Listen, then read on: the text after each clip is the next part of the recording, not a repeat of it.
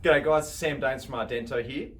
Today I've got Branko, our Chief Technology Officer here at Ardento. Look, I pulled Branko in because he's involved with all of the different integration projects and the software development that we undertake here at Ardento. And I wanted to get Branko's opinion and his expertise on some of the things to consider when integrating cloud software. So mate, what are some of the considerations that businesses out there should be looking at when integrating cloud software? Yeah, sure. Look, the main consideration that everyone should be looking out for is APIs. So APIs is the technology used for us developers to be able to connect to and get data in and out of the system.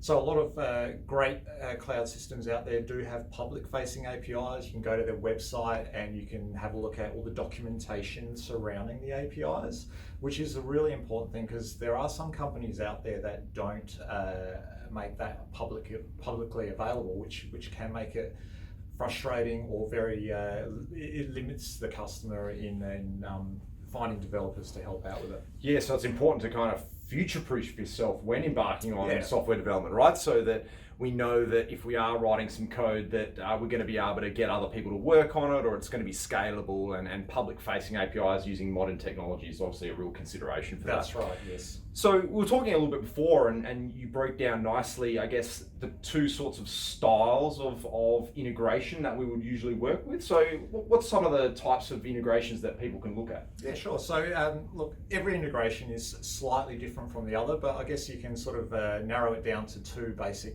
types. There's the semi-autonomous style of integration where it requires a bit of hands-on from the user, and that's more so moving file data into a cloud-based system. And then there's a fully autonomous way, which is a scheduled system that runs 24/7, doesn't require anyone to actually trigger the software at all.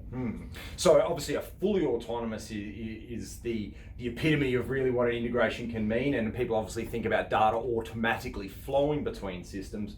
But it's not the only option that's available, and it's important to know that maybe if there are budget constraints or not necessarily the need for a fully autonomous one, that there is an option, right? That's right. I think budget constraints are the main sort of factor in choosing one over the other, and also if the integration requirements are very simple, meaning we're moving very small chunks of data that's given to us by a file, then customers can just get away with using a semi-autonomous way of doing that. Awesome advice.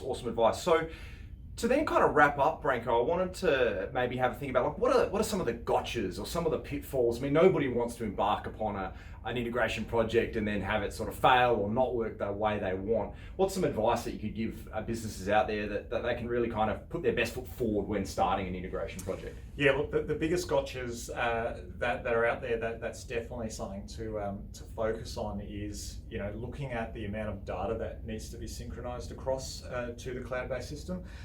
A lot of the more enterprise level sites out there do impose API limits, and what I mean by that is how many simultaneous connections can be made to the API itself, and how many connections per day, and some even per minute. Yeah, right. So it's essentially metered, right? Yes. Yep. Yeah.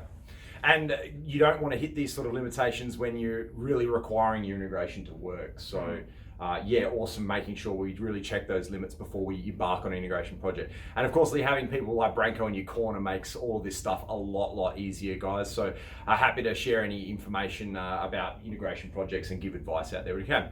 That's all from us, guys. Thanks for watching. Cheers. Cool. Thanks.